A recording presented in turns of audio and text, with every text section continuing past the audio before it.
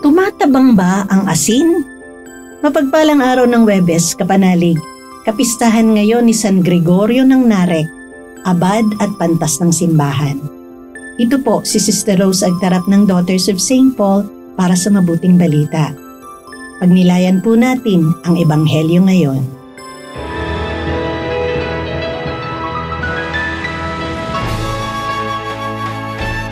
Sinabi ni Jesus sa kanyang mga alagad, "Kung may magpainom sa inyo ng malamig na tubig, alang-alang sa aking pangalan, dahil kay Kristo kayo, talagang sinasabi ko sa inyo na hindi siya mananatiling walang gantimpala." Ngunit kung may tumisod at magpadapa sa isa sa maliliit na ito, mas makabubuti pa para sa kanya na itapon siya sa dagat na may taling malaking bato sa kanyang leeg. Kung ang kamay mo ang nagtutulak sa iyo sa kasalanan, putulin mo ito. Mas mabuti pa sa iyo ang pumasok na pingkaw sa buhay kaysa matapon sa walang hanggang apoy ng impyerno ng may dalawang kamay. At kung ang paa mo ang nagtutulak sa iyo sa kasalanan, putulin mo ito. Mas mabuti pa sa iyo ang pumasok na pilay sa buhay kaysa matapon sa impyerno ng may dalawang paa. At kung ang mata mo ang nagtutulak sa iyo sa kasalanan, itapon mo ito. Mabuti pa sa iyo ang pumasok sa kaharian ng Diyos ng may isang mata kaysa matapon sa impyerno ng may dalawang mata, kung saan walang tigil ang mga uod sa kanila at walang kamatayan ng apoy. Buburuhin nga ng apoy ang lahat. Mabuti ang asin, ngunit kung tumabang ang asin, paano nyo ito mapaaalat na muli?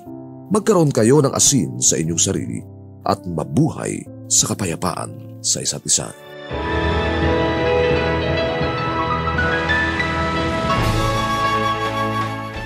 Maraming gamit ang asin. Ito ay preservative, pampalasa sa anumang lutuin. Ginagamit din itong cleaning agent. May medicinal value din ang asin at ang binasbasang asin ay ginagamit din sa pagtataboy sa masasamang espiritu. Tumatabang ba ang asin? Oo naman, kapag nababad sa tubig o nahaluan kaya ng iba pang sangkap tulad ng iba't ibang panimpla o seasoning, tumatabang ang asin. Pag na-expose sa elements na arawan o naulanan, mababawasan ang alat ng asin. Ang tumabang na asin ay hindi naaalat pang muli. Tayo mga Kristiyanong Katoliko ay inihahantulad ng Panginoon sa asin. Inaasahan niya tayong magbibigay lasa saan man tayo ilahok. Taglay ang ating matibay na pananalig sa Diyos, tayo ay inaasahang magbibigay sigla saan man tayo ilagay. Pero kapag tayo ay nabahiran ng mga makamundong damdamin at mga makalupang pagnanasa, ang ating alat ay nababawasan at maaring tuluyang mawala. Kung ang puso natin ay pinamamahayan ng kayabangan, galit, inggit o sama ng loob, mawawalan tayo ng bisa. Maging mapagbantay. Kapag nakakaramdam ng panghihina o kawalang gana sa ating mga gawain para sa Panginoon, tumigil sandali. Magpahinga, magnilay at manalangin upang magbalik ang sigla at hindi mawala ang ating alat. Sinabi ng ating Panginoon, "Taglayin ninyo sa inyong mga puso ang kagalingan ng asin at magiging mapayapa ang inyong pagsasamahan." Sundin natin ang payo niya. Sikapin nating magbigay lasa at sigla saan man tayo ilagay. Ibuhos natin ang ating alat para sa kabutihan ng ating kapwa at sa kapurihan ng Diyos. At hindi tayo mabibigo.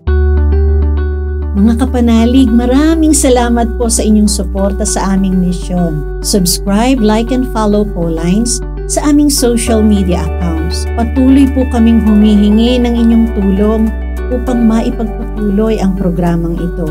Maaari po ninyong ipadala ang inyong love offerings at donasyon sa aming donations channels. Makakaasa po kayo na kasama lagi ang inyong mga intensyon at kahilingan sa aming panalangin araw-araw. Ito pong muli, Sister Rose na nag-aanyaya sa inyong manalangin.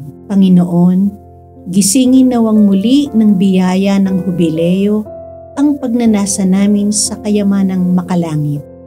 Tulungan mo kaming ipalaganap ang kagalakan at kapayapaan ni Kristong aming manunubos sa buong mundo. Amen. We are here to provide a new way of communicating and proclaiming the gospel.